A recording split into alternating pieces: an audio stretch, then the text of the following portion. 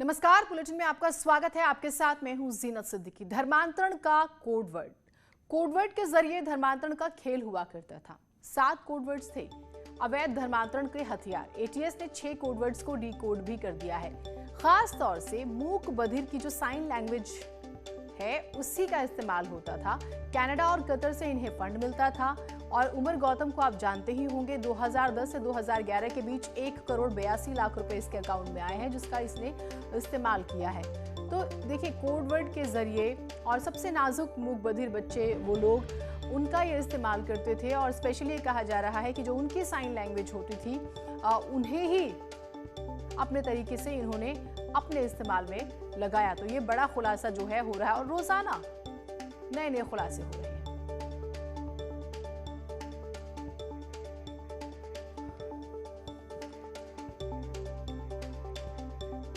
ऋषभ त्रिपाठी हमारे साथ, हमारे सहयोगी जुड़े हुए हैं। ऋषभ, अब सभी के मन में ये सवाल है, वो क्या कोड वर्ड्स थे, वो साइन लैंग्वेज क्या थी, क्या इशारा ये करते थे, क्या जानकारियां मिली हैं इनके बारे में? जीनत, देखिए, उमर गौतम और जहांगीर दोनों पुलिस कस्टडी रिमांड पे हैं एटीएस के पास, और एटीएस ने जो उनसे पूछताछ की है और जो तमाम कयास लगाए जा रहे थे उनको कोर्ट में और पुख्ता किया जाए, इसकी जानकारी इकट्ठा की जा रही है। एक बात तय हो गई है कि अवैध धर्मांतरण का एक बड़ा रैकेट चल रहा था और उसके लिए जो आसान शिकार है उनको ढूंढा जा रहा था, और ये मूक बधिर जो किशोर थे, युवक थे, बच्चे थे, ये उनका सबसे आसान टारगेट थे। एजेंसीज़ की नज़र में ना है, समाज की नज़र में ना है, इसके लिए उन्होंने तमाम कोडवर्ड बना रखे थे। ऐसे 7 कोडवर्ड की बात की जा रही है, जिसमें से 6 को यूपी एटीएस ने डिकोड कर लिया है, जिसके ज़रिए ही ये अपने लोगों से बात करते थे। जो इरफान शेख कल गिरफ्तार हुआ है, जो राहुल बोला गिरफ्तार हुआ है, और जो तीसरा आरोपी गिरफ्तार हुआ है, ये उमर गौतम और उसकी संस्था से उसी कोड्स के जरिए बात करते थे और आगे वही कोड आगे तक ट्रांसमिट किए जाते थे, धर्म परिवर्तन में इस्तेमाल किए जाते थे। ये इस पे मुहर लग चुकी है। अब इनको सबूतों के जरिए और मजबूत करना है ताकि कोर्ट में मजबूती से इसका मामला लड़ा जा सके और आरोपियों को सजा दिलाई जा सके। वहीं बात कर लेते हैं उमर गौतम के ट्रस्ट की, तो एक बात सामने आ गई है कि कनाडा का रहने वाला एक नागरिक है जो फिलहाल कतर में रह रहा है, बिलाल फिलिप, उसके ट्रस्ट से इनके पास पैसा आ रहा था। उसका जो ट्रस्ट है एक इंटरनेशनल ऑनलाइन यूनिवर्सिटी वो चलाता है, जो कई देशों में प्रतिबंधित भी है। उससे इनके संपर्क उजागर हो गए हैं। असम का एक ऑर्गेनाइजेशन है मरकाजुल मारिफ, उससे भी इनके पैसे के लेन देन, आर्थिक लेन देन की बात सामने आई है। तो अब इनकम टैक्स और जो फेरा फेमा या उनके कुछ नियमों का उल्लंघन हुआ है, इसकी जांच भी आगे बढ़ा दी गई है। तो अब ये मान के चलिए तमाम एजेंसी जो सेंट्रल की हैं उनके घेरे में भी आ गया है उमर गौतम और उसका पूरा रैकेट। ठीक, मैं आपके पास आती इंफॉर्मेशन और लेके एक बड़ी खबर आ रही है। धर्मांतरण को लेकर विवाद बढ़ता ही जा रहा है। ADG law and order Prashant Kumar ने धर्मांतरण के खेल के पीछे की सच्चाई से पर्दा उठाने का काम किया। उन्होंने धर्मांतरण के पीछे का काला चिट्ठा खोलकर लोगों के सामने रख दिया है। पुलिस का दावा है कि कतर, कनाडा से ट्रस्ट के नाम पर पैसे आते थे, जिससे उमर गौतम अपने खाते में ट्रांसफर करा लेता था और फिर इस्लामिक दावा सेंटर उमर गौतम का सेंटर है, ये बात याद रखिएगा। लोगों को ट्रेनिंग देने का काम होता था। उसके बाद मूक बधिरों को निशाना बनाया जाता था। ये सब बातें उमर गौतम और जहांगीर से पूछताछ में सामने आई है। एटीएस ने दिल्ली, गुरुग्राम, महाराष्ट्र के भीड़ से आरोपी राहुल भोला, मुन्नू यादव और इरफान को गिरफ्तार किया, जिसका जिक्र भी ऋषभ कर रहे थे। इरफान के कहने पर राहुल मूक बधिरों का ब्रेन वॉश करता था। एडीजी ने एक नया कैरेक्टर भी इसमें शामिल हुआ, बिलाल क्लिप, जिसका जिक्र भी ऋषभ कर रहे थे, और पैसों के लेकर यूनिवर्सिटी चलाने को लेकर उसका नाम आ रहा है, उसका भी जिक्र हुआ है। अभियुक्त उमर गौतम के द्वारा अपने तथा अपने परिवार के व्यक्तिगत बैंक खातों का प्रयोग विदेशों से धन लेने के लिए किया गया है, जो कि फॉरेन करेंसी रेगुलेशन एक्ट 2010 के प्रावधानों का स्पष्ट उल्लंघन है। अभियुक्त उमर गौतम द्वारा फातिमा चैरिटेबल ट्रस्ट के खातों में आए धन को व्यक्तिगत रूप से उपयोग करने हेतु अपने परिवार के बैंक खातों में स्थानांतरित किया गया है तथा उमर गौतम द्वारा इस ट्रस्ट का न तो आज तक कोई ऑडिट कराया गया है और न ही कोई इनकम टैक्स रिटर्न दाखिल किया गया है। इरफान ही साइन लैंग्वेज के माध्यम से मूक बधिर बच्चों को उनके मूल धर्म की बुराइयां बताता था और इस्लाम की अच्छाइयां। इसके बाद इस्लाम में उन्हें कन्वर्ट करा के जहांगीर के माध्यम से धर्म परिवर्तन का सर्टिफिकेट भी दिलवाता था इरफान शेख। वहीं राहुल भोला खुद मूक बधिर है और साइन लैंग्वेज के माध्यम से मूक बधिर बच्चों को इस्लाम में कन्वर्ट कराता था। मन्नू यादव भी इस्लाम अपनाकर अब्दुल मन्नान बना, एक बार अपने घर की मूर्तियां भी तोड़ चुका है और मूक बधिर बच्चों को इस्लाम अपनाने के लिए प्रेरित करता है। कैमरामैन अनिल के साथ ऋषभ मणि त्रिपाठी, न्यूज़ 18 लखनऊ। तो ये देखिए कि इनका जाल कितनी दूर तक फैला हुआ है। मुजफ्फरनगर से विनेश भी हमारे साथ जुड़े हुए हैं। विनेश, मुजफ्फरनगर में क्या जानकारियां आ रही हैं इनके बारे में? अब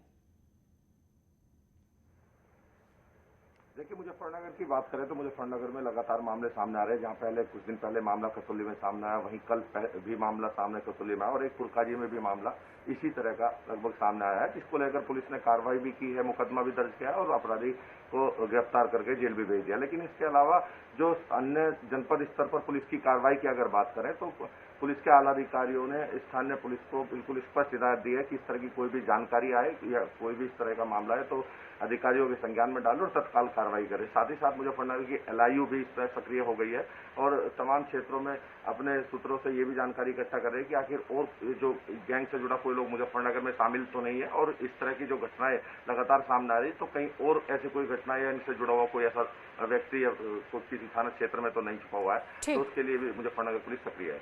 बिल्कुल। और पिछले दिनों एक आंकड़ा आया था, फतेहपुर से धारा सिंह भी हमारे साथ हैं। धारा, ये एक आंकड़ा आया था कि महीने के कम से कम 7 लोगों का तो धर्मांतरण कराया ही गया एक जिले में। इस तरह के भी आंकड़े सामने आए थे। फतेहपुर के बारे में जरा बताइए हमें।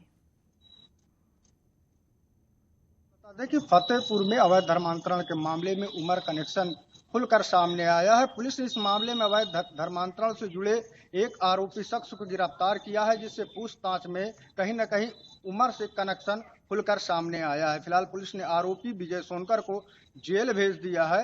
वहीं जिले के एक इंग्लिश मीडियम स्कूल के अलावा कई ऐसे मदरसे हैं जहां पर फंडिंग की बात भी सामने आ रही है। फिलहाल पुलिस इस पूरे मामले में जांच और कार्रवाई की बात कर रही है। जी रेना। ठीक, बहुत शुक्रिया आप सभी का। तो कुल मिलाकर हर जिले में इन्वेस्टिगेशन हो रही है और तकरीबन 26 से 27 राज्य भी इनके हमें कहें कि प्रभाव में थे, ये जहां पर अपना पूरा नेक्सस चला रहे थे। आगे बढ़ते हैं। राष्ट्रपति रामनाथ कोविंद यूपी के दौरे पर हैं। आज उनका यूपी में 5वां दिन है। इस दौरान लखनऊ में राष्ट्रपति कई कार्यक्रमों में शरीक होंगे। सबसे पहले वो योगी कैबिनेट के मंत्रियों से मुलाकात करेंगे। फिर सुबह 11:30 बजे राष्ट्रपति बाबा साहेब भीमराव अम्बेडकर कल्चरल सेंटर का शिलान्यास करेंगे। इस मौके पर राज्यपाल आनंदीबेन पटेल और CM योगी आदित्यनाथ भी उनके साथ शामिल होंगे। इसके बाद शाम 4 बजे जो है राष्ट्रपति लखनऊ से दिल्ली के लिए रवाना हो जाएंगे।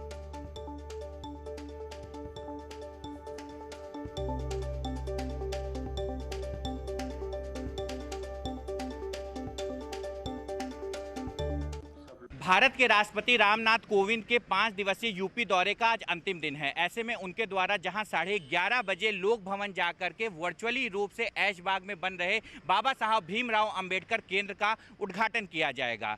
1.34 एकड़ में बन रहे इस केंद्र में जहां बाबा साहब की 25 फीट की प्रतिमा लगाई जाएगी, वहीं दूसरी तरफ 750 दर्शकों की दीर्घा को लेकर के यहाँ पे बने ऑडिटोरियम में शोध, पुस्तकालय व अन्य सभी समस्त संसाधन होंगे। ऐसे में केंद्र को लेकर के जहां प्रदेश और साथ ही साथ देश में भी खुशी की लहर है। ऐसे में देखने वाली बात यह होगी कि केंद्र के अनावरण के बाद में रामनाथ कोविंद जो भारत के राष्ट्रपति हैं वो और यूपी की जनता को क्या देते हैं। कैमरा पर्सन गोपी के साथ प्रशांत किशोर पांडे, न्यूज़ 18 लखनऊ। आगे बढ़ते हैं। यूपी के DGP हितेश चंद्र अवस्थी 30 जून को रिटायर हो रहे हैं। ऐसे में सवाल उठ रहे हैं कि हितेश चंद्र अवस्थी के बाद कौन होगा सूबे का नया DGP।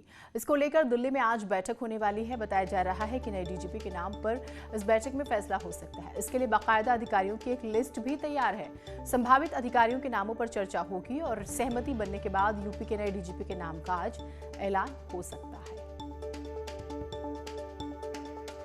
और आपको उन अधिकारियों के नाम बताते हैं जिनके नाम चर्चा में है सबसे ज्यादा। इन अधिकारियों में से एक अधिकारी हितेश चंद्र अवस्थी की जगह जो है वो ले सकते हैं। DG जेल आनंद कुमार जो कि 1988 बैच के अधिकारी हैं। DG intelligence doctor Devendra Singh Chauhan का नाम भी DGP की लिस्ट में शामिल है। ये भी 1988 बैच के ही अधिकारी हैं। डॉक्टर RP सिंह 1987 बैच के अधिकारी हैं। मुकुल गोयल जो बीएसएफ में एडीजी हैं, इनका नाम भी शामिल है। ये भी 1987 बैच के अधिकारी हैं। आर.के. विश्वकर्मा का नाम भी डीजीपी की रेस में बना हुआ है। इस वक्त भर्ती बोर्ड में डीजी के पद पर तैनात हैं और 1988 बैच के अधिकारी हैं।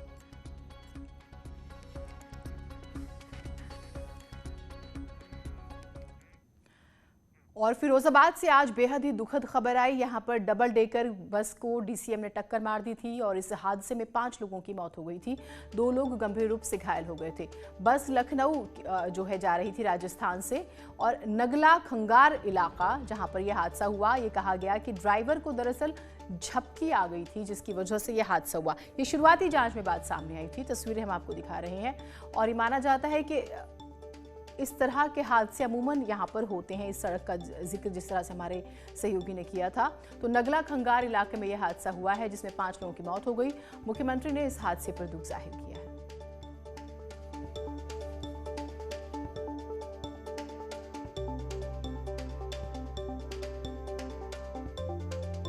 आगरा की तरफ से एक डीसीएम जिसका नंबर है यूपी 16 GT 1203 पीछे से आई और खड़ी हुई बस में जो नीचे उतर रहे थे उनसे जोरदार टक्कर हो गई, जिसमें कुल 5 लोगों की मौत हो गई। इसके अतिरिक्त 2 लोग घायल हुए हैं जिनको इलाज के लिए सैफई चिकित्सालय भेजा गया है। कानून व्यवस्था की स्थिति सामान्य है। नियमानुसार वैधानिक कार्रवाई की जा रही है। बिजनौर के थाना कोतवाली इलाके में आज तेज रफ्तार 2 पिकअप आपस में भिड़ गई। हादसे में पिकअप में सवार 12 यात्री जख्मी हुए हैं जिन्हें इलाज के लिए अस्पताल में भर्ती कराया गया। एक की मौत हो गई इलाज के दौरान, जबकि 3 लोगों की हालत नाजुक बनी हुई है। लोगों का कहना है कि टक्कर इतनी जोरदार थी कि दोनों कारों के परखच्चे उड़ गए।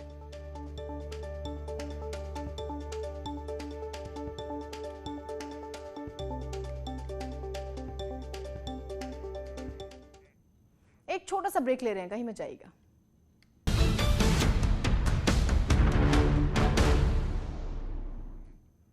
ब्रेक के बाद स्वागत है आप सभी का। रामपुर के कोतवाली मिलक में एक महिला की पिटाई का मामला सामने आया है, जहां बेटी की ससुराल गई मां की बेटी के ससुराल वालों से कहा सुनने के बाद लाठी डंडों से पिटाई कर दी गई। बताया जा रहा है कि 3 साल पहले बेटी के पति की मौत हो चुकी है, जिसके बाद महिला बेटी को दिए दहेज का सामान लेकर जा रही थी। तभी ससुराल वालों ने जो है बेटी के महिला के साथ मारपीट शुरू कर दी और अब इसका वीडियो वायरल हो रहा है। देखो अपनी बेटी, जो हमारी बेटी सामान लेने आए थे, सामान लेकर जा रहे थे, उन्होंने हमें पकड़ कर मारा, हमारे बच्चे को भी मारा, इनके हाथ में भी चोट आ गई। तो क्यों मारा, क्या वजह थी? हम सामान अपना भर रहे थे और सामान भर रहे थे, उन्होंने फिर पता नहीं क्या सोचा, वो डट गए थे मारने के। कितने लोग थे मारने वाले? वो 7-8 जने थे, हम 4 जने थे। हरदोई के हरपालपुर इलाके के कैखाई गांव में ससुराल वालों द्वारा एक विवाहिता को दहेज के लिए पीटने का मामला सामने आया और पिटाई से विवाहिता की हालत बिगड़ने पर उसे इलाज के लिए भर्ती कराया गया। परिवार का आरोप है कि महिला के ससुराल वाले बाइक, सोने की चेन और 50,000 रुपए की मांग कर रहे थे। खबर पर पहुंची पुलिस ने पीड़िता का बयान दर्ज कर मामले की जांच शुरू कर दी।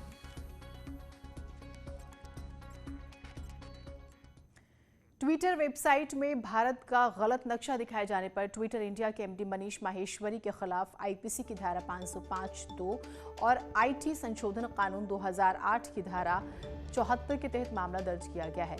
बुलंदशहर में बजरंग दल के नेता की शिकायत पर यह मामला दर्ज हुआ है।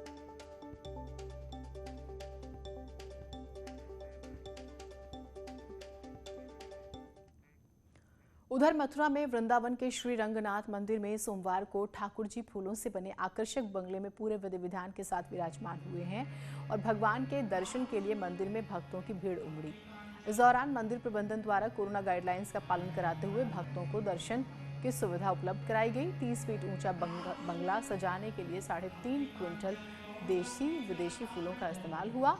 इस फूल बंगले की सबसे खास बात केले के पेड़ के तनों पर की गई कलाकारी है, जो बड़ी बारीकी से